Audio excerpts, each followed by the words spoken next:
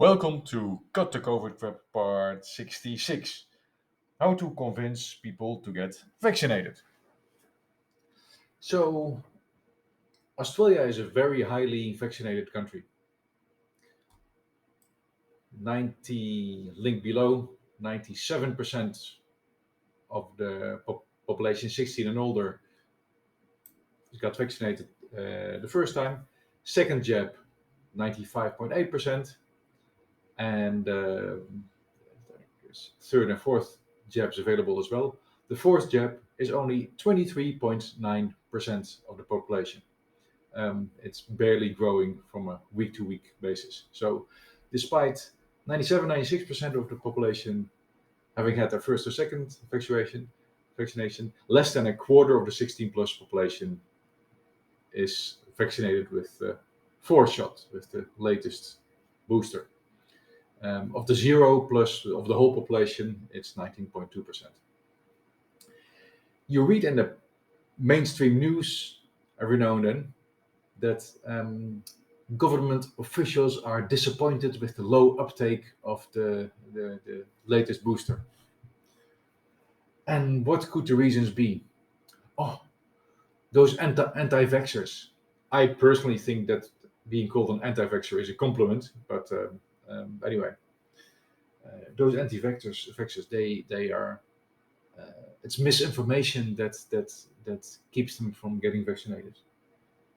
Or there's vaccination fatigue, or the government didn't do a good enough job campaigning and informing people to get vaccinated.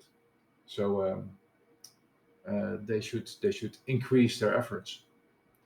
Well, I got some advice for the government. If you want to convince people to get vaccinated, you can do one simple thing that convinces, I think, a lot of people. Of all those sudden adult death syndrome deaths, all the people that die for no apparent reasons, um, give us a percentage of the vaccination status of those people. If in Australia it's more than 10% that were not vaccinated, I bet people will be the non-vaccinated people will be in a rush to get vaccinated. I would do it. I would let my children do it. Um, Simple, but I remember that in the beginning of the pandemic, or when the vaccinations were there, when the deaths were reported, um, you would hear from the governments, this many people die today um, of COVID, and this many were. They would tell the gender, they would tell the ages, and the vaccination status.